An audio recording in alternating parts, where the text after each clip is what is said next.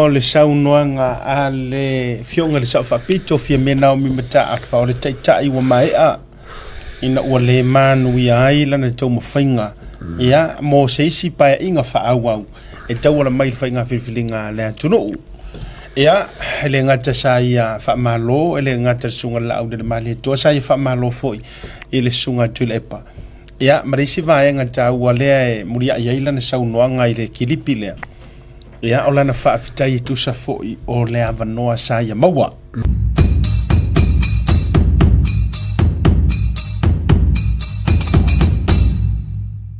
Now,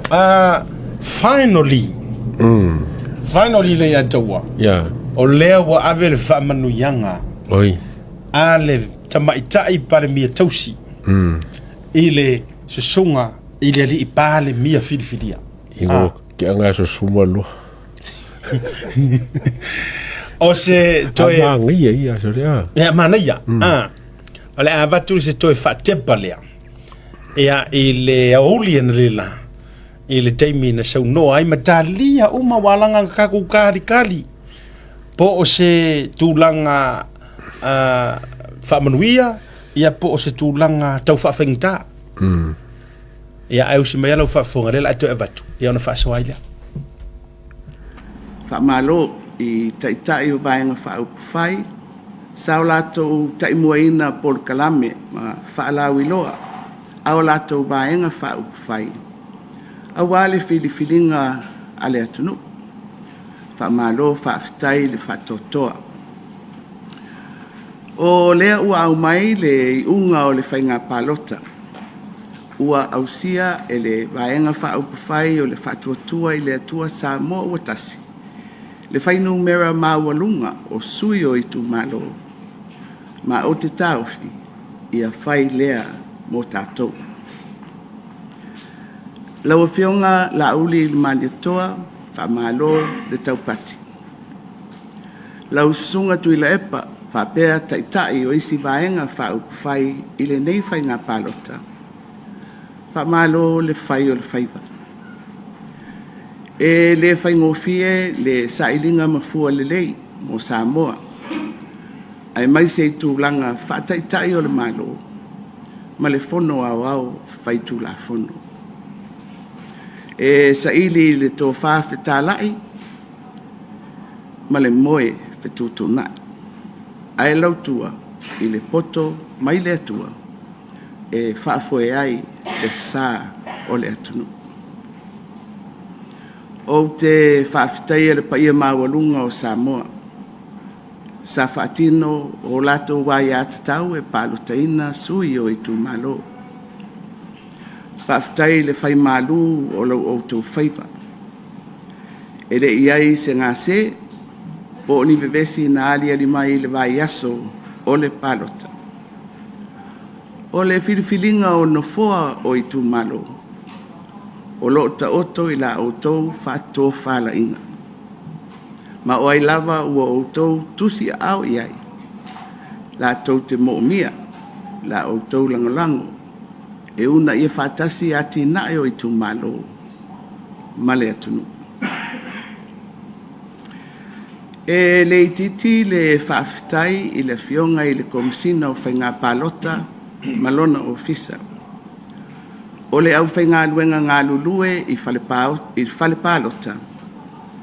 O le matanga luenga o leo leo. O sui mai fafo, sao lato mataitu wina le nei whainga palota. Ia mai lato uma na fai sao i le wha moe moe o le tunu. Wha aftai le fai taulanga, wha malo le ngā rurue. Le e lava se ngā ruenga i le maia. Ma e si le fia e le atua, lo o tau tauti ngā. O ia na te tauia i whamanuianga, e ala ese mai. Ia, Samoae pe ngalo e i se a, lo wanga le lei, i le nei vai tau, sa o tau ave nai le taitainga o le atunu, i le tofi palimia. O le saunoanga a le fionga le sau whapito fia mena o mimata a wha o le taitai wa mai a ina ua le manu ia ai lana tau mawhainga ia mo se isi pa inga fa au e tau ala mai fa inga filfilinga le tunu ia ele ngata sa ia fa malo ele ngata sunga la au de mali to sa ia fa malo foi ele sunga tulepa ia marisi va nga tau ale muria ia ila na sau noanga ile kilipile ia ola na fa fitai tu sa foi o le avanoa sa ia maua ia ola so finangalo a otali ai sana fa manuianga matulaga fa pena le u finally le wa mai le nei time wa hinko le me silima le ka wa fo le lo anga o yel palmi o le wa ka mo ele mo fa ilanga fa malo ya me fo le ko ngor so fo o l'audio malieto ai o ke le ngore o se awara le mai le file mu o la makanga le file mu le bingole o sa vali de ese vesi ya male nganga kongule kongule mai la wo mkulepa ka ko fa California se fa ka kulepa msange fa malo pe o nga kusa male mal fi ngaro ko kai palmi ai man to mai foi lali a tawa e pe yo ne ta fa soa tu lo wele wa o kanga kam kwa le fi fi ro ita pipi ya ka o mse ya o kala fai ai o tele vai mo tele pole no o le me lu te fi fa manatu e le taua tele it doesn't matter really pe mai se fa mangianga kula e papele ai mana tuor tanga ta atoa le an tatu fa tali ai ole kamaikai sa pale mia awa ngi fa mangianga se ku ngai e mera ngi kai me le se pa ya la ku ere kaudia oro pu mongi nga mare pu kingo la nga mana tua ele o tu la e pale anu i fafo o fia me so na paule ia jauia na pauale o tangata na tatou fa tali umai yes o pia pongesi pe afa manguia mai male kai ori ku ngai ai mangkua ka ko le fainga o so se porki ki fa manguia les kai na be ko o kai level fa kai ele level kai male le o kai anga ile kai le la fa manuia tu ni sila fa manuia mai au Australia ai sa ka ko fa karikali ile ka ko lava kai sa yai po le ar kai mi avelang fa manguianga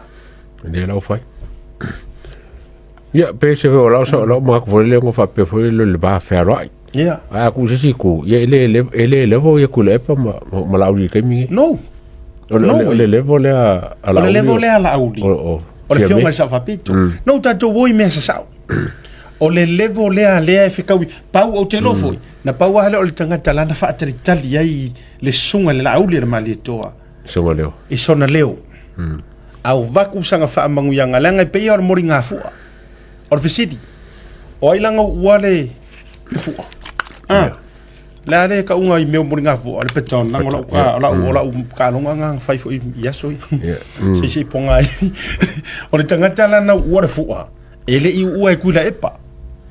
nau ue fia me so nga pawala ka ngaka le whakarikari mai le sunga lau le mali e toa ua a vea mapale mia filifilia e ngake ku uri maku le fua ya ia whaawau pe avaku pe musu pe o le mea nga kupu ya kuila epa e nao fia me Naomi mata afa lea la bu finally se sila fa pupunga lea o lana wha manuyanga na fea i lor te inga wa me mo ila na famunianga le sabat o le famunianga i le mai o le palota a se vainga le o tonga la na saunoanga e na ua ia tali ina o le afa wa wa sunga la le mali to e fai pan mia la fionga i le palmia filfilia o Samoa la fionga la uli il mali to sanga yane ai o tai ma o fa o Sofia mo nga duanga i lou tūlai e taitai le atunu i le tofi palemia. O le tofi lena, o le tofi o Samoa, malona malo tuto tasi. O la utitalo ia whamoimoe i le atua le ngā duenga, ia taunapo i le malu o whainga whawai, matula fono, ma ia tautuana, whautuanga ale au whainga luenga ale malo o lo o puno wai i au nanga mō le atunu. Ia manuia lo tūlai mai i le tau aveina o le tofi palemia mō si o tātou atunu. Mō sui filifilia uma o le fono whaitula fono ua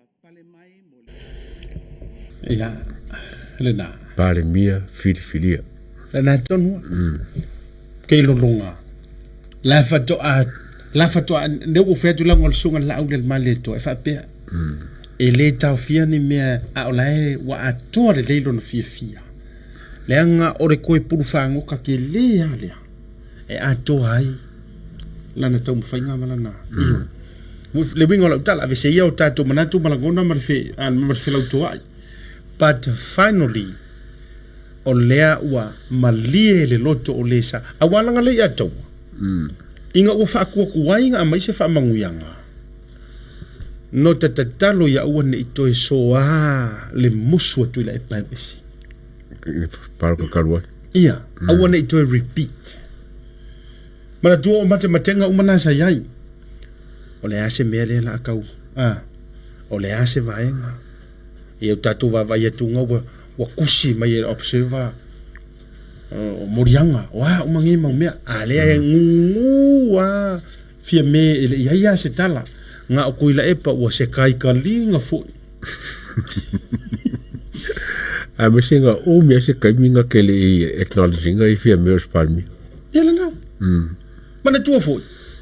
na matua i mosu a kuila epa acknowledge fia me se palmi ai ina ua uma ka mo fainga manga soro keke e nga fai aru fa soro keke e fa nga mai ka mai kai fai soro keke ai sau fa mai mo modinga o ke manga kuwa se uma to mo wa fa ka ko kiripi e su me fo ya ka ko fp ai fu yesu e mai kiripi ka mo pena ma va nga le e mo wa ile ku nga se le mana fo le na sita mai le so tao le hand over inga ku le por malo ya fie be le leo maritong le malo na no ko limbo então se la fia voi le memori ngor malo le memori ku le fie be pe ku kia i voi le malo le na ko ki kia mai vai fie be ngali sapora ya tango mai po me foi isso é mais assim que ele pinga sen mai ko ngor ka ko wa ka minga le pasier ko ingar por pe ma na for mele se tanto o la fa fita inga le atawa e ui le fa tuai ai wa sawa fai mamalu fai vor sa papi ya wo ilong ai mele se langa o ke fai aku ra ukana le atawa se fa tu na utala le langa o e ma o re Samoa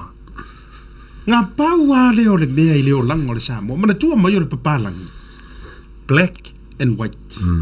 e black and white ta me uma urou ai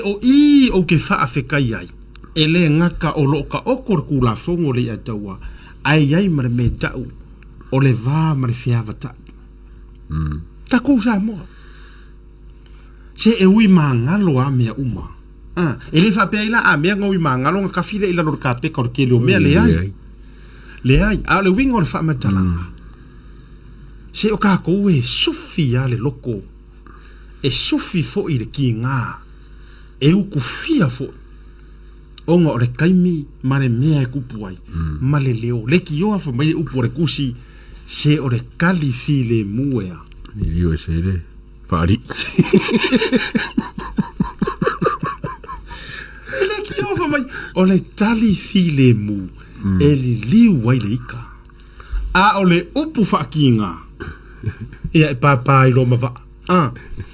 ia le lan tatou fa tau sila ma fa fofonga mo umata mata ai la ka ko le fa akali pe tai mai ese malelenga po le au ai saunga esele ma le o le loto ia na o le tua sila fia nga mea o le mele u fatino mai ia o le na wai ta o ilo fa to fala inga ai aga ko ko ke pa il hand over inga o malo no me fer ka malo gange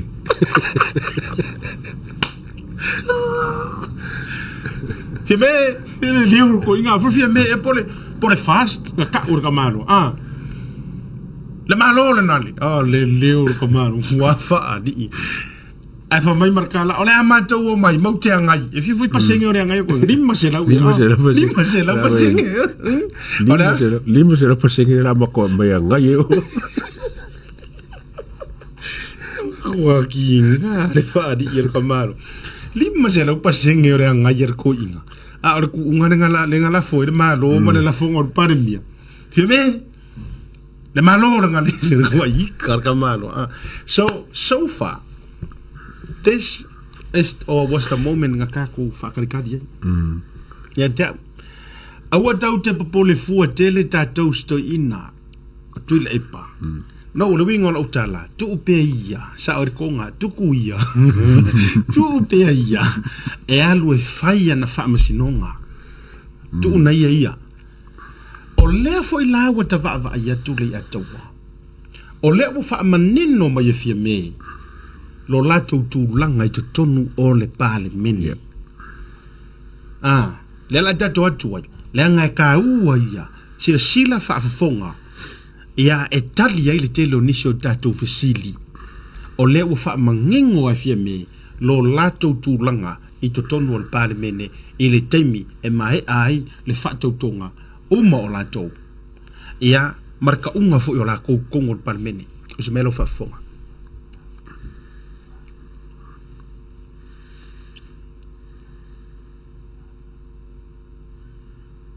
Ele o ao mo. Ole melona rua. Ole tuto tasi mo. Ole foi tuto tasi mato toru yesu ole esipi. O lona wing. Ele se fainga fa pe e saini mai mau ole esipi. Awa I tonu na por parmene. Ele o sia de foi numero. E amana ia ile fainga fa fa. O tua la o parmene. A turanga I tonu o parmen o matoma o suitu to tas. Ya pafte tele e la to senga. Ya. Ole na o tali le na vaenga. Ya. Kasi la le vaenga manga ya le o kadia le fionga sa fapiko. Sa ya. Ko kas. No sap. Ai se ivanga nga o mai fafo. Ya. E o ese mai loma ko ngor parmen. Saplo. Substitute. Eo ese mai loma parmen e longo winga. Ongo mai ala ko wingo kofe fai la ko fongo. Fa sap. Ai ko kongulo parmen e. No sap. Kukusa le mamo. Kukusa le mamo. Kukusa le ma. E ia ila le fa ali lilo i tuatu. E fa ali lilo i kua ko mele. Lono winga e sauno mai le fionga sa fapito uona manino mamala malama ya ile atawa e le ai ma se independence e al watu sa yo fatu le nga kanga mo o ta mo mai o de la ngona a o faya vaenga nei te le longo le si vaenga le si pati le o fatu waina mai sana male o sana saunoanga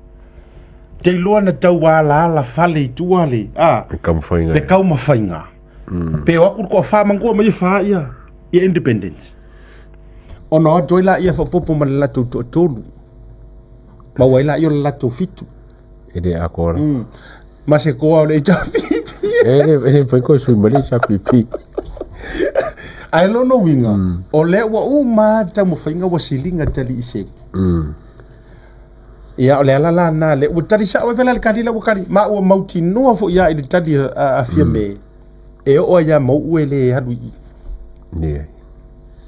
e keringol me mali e o mai ngai wa bangar ko wa ia ku kas nga ku kas el sap ia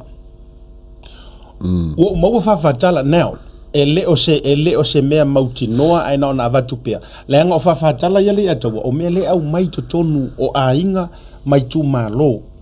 o fa tala I wo mai si umu wa tasi le tu malo si umu wa uma na avele fa to fala inga sa so mua ma inga lua me se fo tu uma ya fale lua tu la fale ya li o fo el fonga la la tu mo ta ile o wa malu fale tu ua uma nga avel fa ko fala inga ile to fa ya fa longo e langolango fast be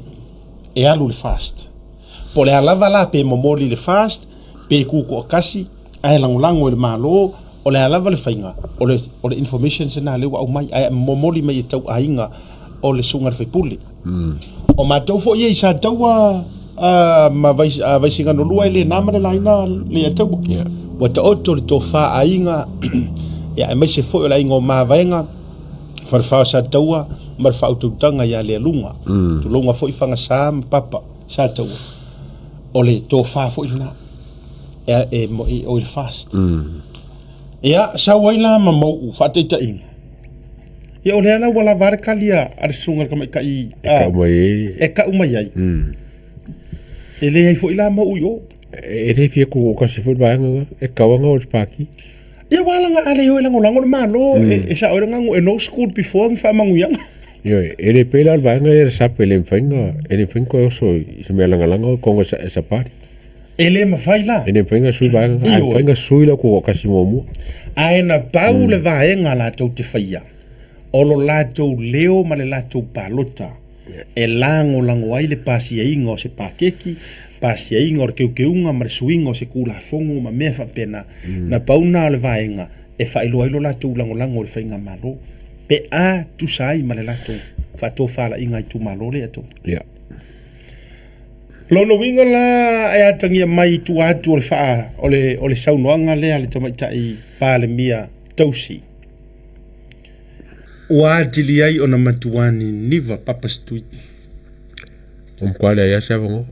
kwala nga afuala ilanga se furu fa you know tatu wo I mea manino ole to atele o tu pailalo fast lo le tu malo to tele ole pinge fa mau nga sili mai le sap ku lo fast now remember mai o falo ma venga ya se ko ki ka ko fa ya ko kingo ya esau ai lo ya ku lo lenga ole fa malu ole no fore nei na malo na sau to tonu fast ioi ka ike ai le loko fo yo le fionga ya falo ma venga ole malo ai a fua la I fai numero tatou tala no I fai numero sa mo kolu se fulu le fatu tu le tu sa mo utas kolu kasia kolu se fulu kemi kolu se fulu male to a tolu le tu to tas fa ko lo ke kala ngo ri vai kolu ke do kala ngo lo ke kala ngo yo inga a le yo ina fo ile le palo taina e pasir pa keki ma me umala male tolu sau mar kodu ale sap ile lako yo inga o se kula fongo walanga believe you me falo mavaenga ia elango kedo me no doubt fa longo fsirifia memo wen a ori kupa ila loa iro ka kunga elango de swinga o kele o kula fongo ai mesel pasia ingo pa keki ma me uma fa penga lenga wa ingo malie ali pakka kupa ila lo ile pro keki milionga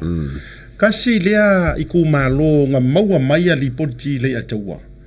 na le na polo fasoina le lato polo keti ke la ngonga fo o le mafu anga na ile ifainga tai ile ifainga fiena na fa ngalo inisi le tautua la vai a fale o mavainga le anga tautala fo ia nga luenga a le ya nga ifaia ya o le are meka o ko mai fainga vainga fa ufai ai le anga ia le fo I marka ngaka lai ave inga fua so winga la na le na faia tu la utala or ke milangi ya ku le epa malanga se fulu fa o umangile le saunga le fionga sa fafiku o nga o le a kilinga ngi va yo le pero ka ko ku ko kasi wo ko fio ki